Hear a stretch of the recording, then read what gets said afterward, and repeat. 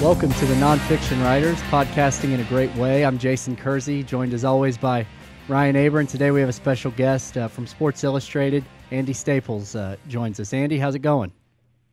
Doing good, guys.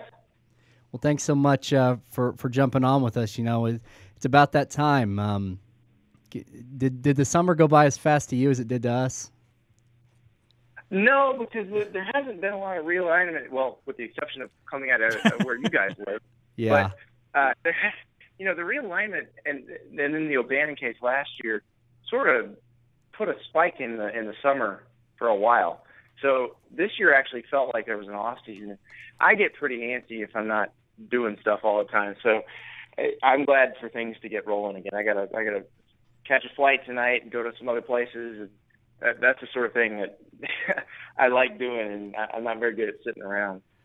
Yeah, you talked about there not being much of an off season. We were just talking about that actually a little bit ago, that here especially it felt like the off season is sort of interminable, because typically for us, you know, in Oklahoma City, we've got the Thunder deep in the playoffs, and then, you know, last summer we also had, you know, OU stadium renovation talk. Yeah. We had, you know, the Frank Shannon and Joe Mixon stuff, Dorial Green Beckham coming to OU, and it seemed like you just blink and it's over and time to get ready for the season. But this year, it's like, okay, when's football coming around? Because it seems like it's been way too long.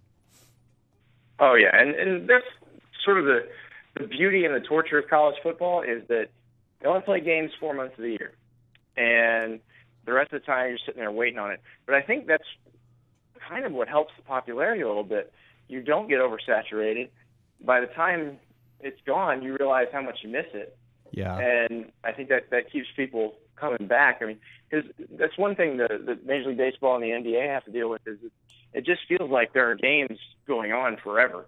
Yeah. And when are you supposed to get excited? Well, college football, you know exactly when to be excited. Yeah, absolutely. You mentioned you're traveling a little bit. How much travel do you do in the summer? I know you go to the media days and things like that, but do you visit campuses a lot throughout this time of year? This coming month I will be. It's pretty sparse in June and July, because I'm on the road so much the rest of the year that really gives me a chance to spend time at home with my family. I'm on the road about 150 days a year on average. So Wow. This has been really nice, because I think, I'm trying to remember, but I want to say I've only been on the road like 7 days in the past 2 months, and now it's going to kind of flip around. Well, I'll have periods where I'm in the Atlanta airport 4 days in a row, and it's like, do I live here now? Where are you heading out to tonight? I'm gonna go to. I'm not sure when this is getting posted, so our time frames may be off. But TCU's media day is Tuesday. Okay. So I'll be in Fort Worth for that. But yeah, it's one of those things where, you know, for us who do it, we get kind of antsy. We want some stuff to happen to write about. And the problem is with the off season, it's usually bad stuff. Right. I don't like writing about bad stuff. I like writing about sports. Yeah. So, Yeah, well, Same here. Given some of the things we've dealt with in the last year, we totally understand that. Exactly. I mean, that's with you guys. You've had a bunch of different hot button issues that you've had to deal with. Yes. That, you know, when we made that choice in college of, do you go sports writing track or the news writing track, and we all made that choice. There's a reason we didn't go the news writing track. Right. It's to avoid dealing with stuff like that on a daily basis. I did an internship at Florida Today, which is the paper in Melbourne, Florida, between my sophomore and junior years of college. And they had me do a bunch of different things. They had me work on the editorial page for a little while, had me work in sports for a little while, and they had me work in news for a little while. And there was one story when I was working in news where I had to call everybody involved with this guy who had been hit by a woman who had fallen asleep at the wheel. He was a city worker for the city of Titusville. He was mowing the median. It was like the total, you know, the thing you always hear, he's 2 months from retirement, and she, you know, this woman falls asleep at the wheel, hits him and kills him. I've got to call all the family members and get his life story and all that. And I remember just driving driving home just crying the whole time. Like, I do not want to do this for a living. Yeah. And it's just one of those things that, that's why we pick sports, because we get to write a little more of the fun stuff. But every once in a while, we do have to delve into the other stuff, and you guys have been hit by that quite a bit. Yeah, no doubt about it. Moving into OU, from your vantage point, you cover all of college football. What is the national perception of Oklahoma football right now? I mean, I know after last season, or 2013 season, it was everybody excited about Trevor Knight in the Sugar Bowl, and now it's very different.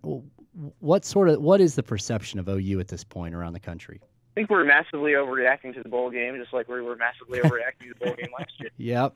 I don't think they were as good as everybody thought last year, and they're probably not as bad as everybody's thinking based on the bowl performance from this past season. You look at Oklahoma's season last year; they were in pretty much everything except that game and the Baylor game. They're not that far away, and Stoops has obviously revamped the staff. I liked what Lincoln Riley did at East Carolina. Big 12 fans are very familiar with that offense. They see it in various iterations at, Oklahoma State, at Texas Tech, at Baylor. So there are variations of it everywhere. I'm curious to see what happens when you take a very good offensive line and some good backs and put it in that offense, because I think that could make it pretty versatile. And we've seen guys like that run the air raid, like Dana Holgorsen, integrate running backs quite a bit. But what he did at Oklahoma State was brilliant. Like the 1 year he was there, where he came in there and he realized he's got three good backs. Let's get them all in the field at the same time and make that part of the offense, and did that diamond formation. It was great. And that showed you can really have a good between the tackles running game in an air raid offense. And I think with Samaje Perine and that line, that's exactly what Oklahoma should do, because that makes them extra hard to defend if they've got playmakers out on the edge, which, Shepard's back. They should. Yeah, and D.D. Westbrook, they're hoping for big things out of him, and they certainly have to have the secondary receivers, because last year when Shepard went down, things just fell apart for them in the passing game. And obviously some of that had to do with their quarterback troubles, but Shepard was able to make plays when he was in there, and then nobody else really was. I'd be curious to see. It would make sense that Baker Mayfield would be able to win that starting job, because he played in that offense at Texas Tech. Yeah, and it really is the same offense. I mean, the DNA is identical. So, well, and I don't know. And also the fact that Lincoln Riley wanted to bring Baker Mayfield to East Carolina when Baker decided to transfer. Wanted that. Yep. Yeah. Wanted that. So, I'm very curious to see how this goes, because we're handing the Big 12 to TCU or Baylor, and I don't think that's very smart. I think Oklahoma is going to be better, and I think Texas is going to be better. Yeah. I'm alone in this, I know. But I think if they get anything out of the quarterback, anything at all with the new offense, they're going to be pretty good, because I think they're going to be very good on defense. They were actually pretty good on defense last year, but their offense was so bad and put their defense in such terrible position that it didn't look as good as it really was. If they get anything out of that, I really think that's a team that people are going to have some problems with, because they're going to have better, like Oklahoma, they're going to have better athletes than most of the teams they play. Yeah. Well, kind of similar question to my last one. When it comes to Bob Stoops, what's the national perception of him right now? I'm a little weird on that one, because I have dealt with Bob Stoops as a player before. And so I see that side of it and the side of it that he shows to us, the media. I was a walk-on at Florida. My freshman year was his first year as a defense coordinator there. He yelled at me a ton because I was on the scout team that played his starting defense. And I was always causing problems by being terrible. But does he remember you from that? No. But he just remembers his drill being messed up. Yeah. So, Andy's at one of the Hey Buddies. Yeah. Yeah, exactly. Yeah. Exactly where Steve Spurrier would say, "My man." But yeah, he was always the first guy in the weight room to walk around, shaking everybody's hands, thanking them for working so hard. You know, when a lot of the other position coaches were in bed while we were out doing 5:30 a.m. runs and the strength coaches were putting us through them, he'd be out there too. And you remember stuff like that. Yeah. I mean, that you knew he was something special. So I take all that into account when I look at how he deals with us, because, you know, he's a pain in the butt to us, and I think he has fun with that. But I don't particularly care really how coaches treat the media. That doesn't. I worry about how they treat their players and what they do on the field. And you can't argue with his record. Now, you can argue that things are not the way they used to be. And I'm not so sure that is as much Bob Stoops in Oklahoma falling off as it is the rest of the Big 12 kind of catching up. You know, when you have Mark Briles, who is obviously very good at what he does, and then you bring in Gary Patterson to the league. You know, Gundy's done a very good job at Oklahoma State. It's just more competitive now, and it's not as easy to roll over everybody. It's not the OU Texas game is the game every year. So, you know, I don't know. I don't think he's in as dire straits as probably a lot of my colleagues do. I know, and just from talking to Joe Castiglione, that obviously he's beloved by the administration there. And I just think they need one good year and to come back and win a Big 12 title, and they'll be back rolling again, because it's just, I don't know. They're not getting the tar beat out of them. You know, it's not like Texas and Mack Brown. It's a different situation. So I think he's made the changes he needs to make. Now, if this doesn't work, if bringing in Lincoln Riley, that doesn't work and they continue to slide, then you've got some issues that you need to ask some questions about. But I don't think they're at that point yet. And you talked about dire straits and also brought up OU and Texas. OU and Texas have obviously struggled a little bit recently, and certainly Texas especially.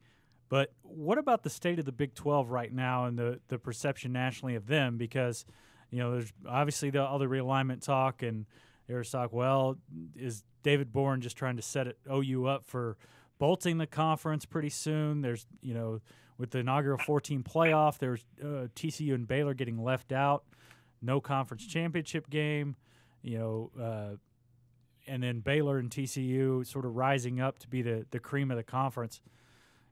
Is the Big 12 in as bad a shape as a lot of people see nationally, or is that a bit of a mirage as well? Well, it depends. Are we talking about the boardroom or on the football field? Because in the boardroom, yeah, they're as dysfunctional as it gets. And would I be shocked if something else crazy happens after this round of TV deals expires? No. They've never gotten along since they got together. Why should we expect them to get along now? But in terms of on the football field, I don't think there's a problem at all. Because people went crazy last year and they got left out of the playoffs. But let's be honest. If Ohio State wins that game 17-14 instead of 59-0, that's one Big 12 team that gets in. Right. If Georgia Tech makes two more stops in the second half in Charlotte, that's another Big 12 team to get. Then they get two in, and then everybody's talking about how brilliant the Big 12 is for not having a conference title game. Exactly. So I think the sample size is way too small to be saying they need to make any changes. And as far as scheduling goes, I mean, look, the SEC plays 8 conference games. They're allowed to play FCS opponents. So most of those teams are playing 9 Power 5 teams a year. Big 12, you play 9 Power 5 teams a year, and now you're required to play, or you're not required, but heavily encouraged to play another Power 5 opponent. Oklahoma has always scheduled up and tried to get somebody big in a home and home. Even, you know, they're not even big on the neutral sites. They prefer to get a home and home. So, you know, Oklahoma's done it right, and they are positioned well in the new era. You know, you won't have people complaining about their schedule. And, I just think it's funny when a league that has only 8 conference games criticizes the scheduling of a league that has 9 conference games. And you get that from the ACC and the SEC. Although the ACC guys have this weird beef where, 5 of them have to play Notre Dame every year, and that's essentially a 9th conference game and a hard one. But they don't get a choice in the matter. Yeah. Yeah. With the way, the Big Ten and all these other conferences are adding teams, the Big 12 seems stuck at 10. I think a lot of people are upset that the Big 12 missed out on Louisville when they maybe had a chance to get them.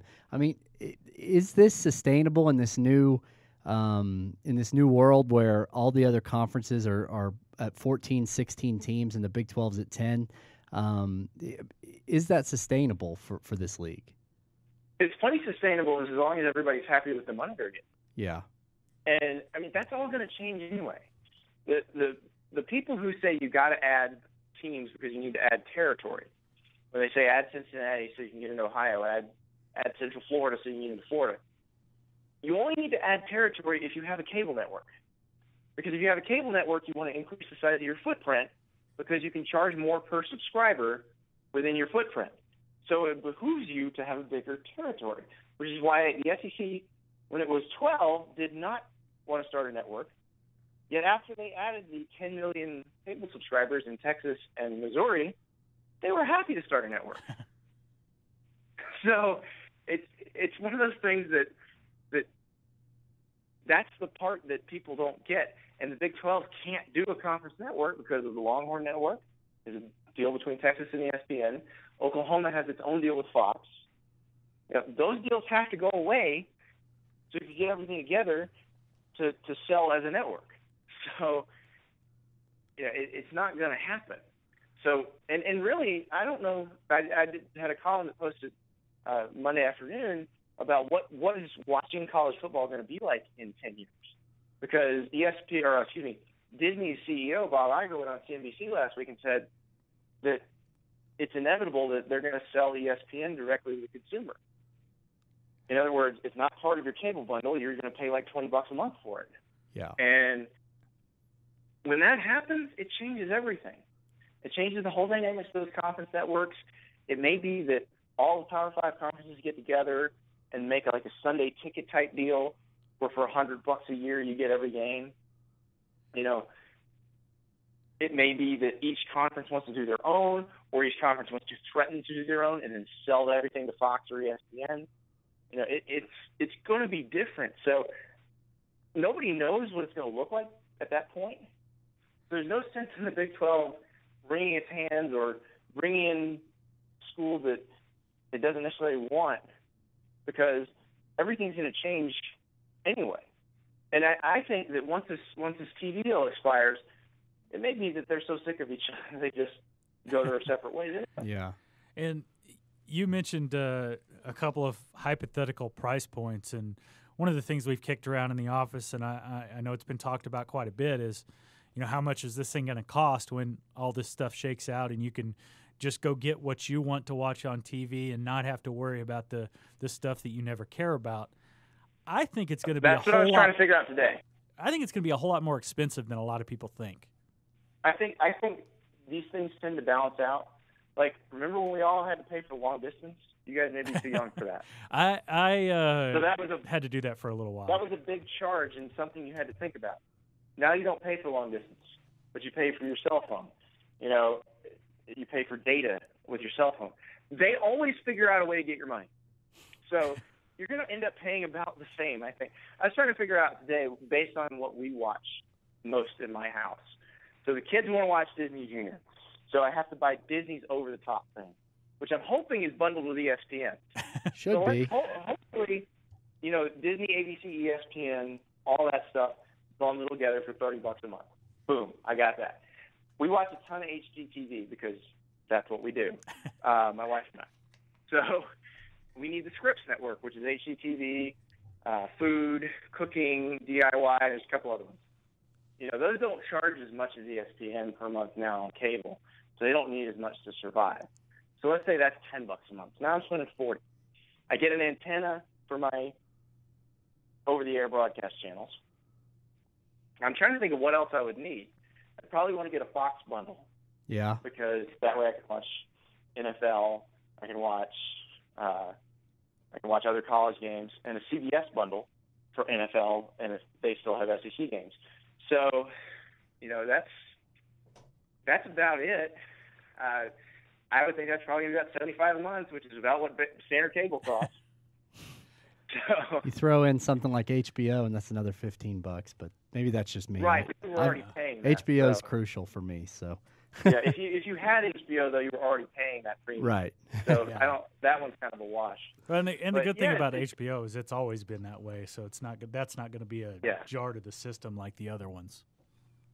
Yeah, but it's just not. You will get less choices, but you probably weren't watching the other choices anyway. You earlier in the podcast, you mentioned the O'Bannon case, and I know that's all still sort of ongoing in terms of the appeals and things like that. Where do you think all of that's going to end up? I mean, it seems like those guys are going to get their settlement at some point. The schools are going to cut a deal with the players. Yeah. The players are going to be allowed to unionize whether the National Labor Relations Board allows it or not. There will be a de facto union even if they aren't officially allowed to unionize, because that's how you get an antitrust exemption. Is part of that deal is if you want an antitrust exemption, you have to collectively bargain with labor. So they'll cut a deal with them, and it will not cost as much as the schools want you to think it does. The players will accept way less than everybody thinks they'll accept, but it will not be zero, and the price goes up every day. So they're going to have to get it figured out probably before this Jenkins versus the NCAA case goes to trial, which is still a ways off. Their class certification hearing is not until November. Not talking about a trial for another couple of years. That's the one that just wants to blow up the whole system. Yeah. And I think there's enough new blood in the leadership in college athletics. There's some smart people that are like, okay, revenues have skyrocketed, and instead of putting more waterfalls in the locker room, we can just give the kids the money. Yeah. And no one would be hurt by that. Yeah.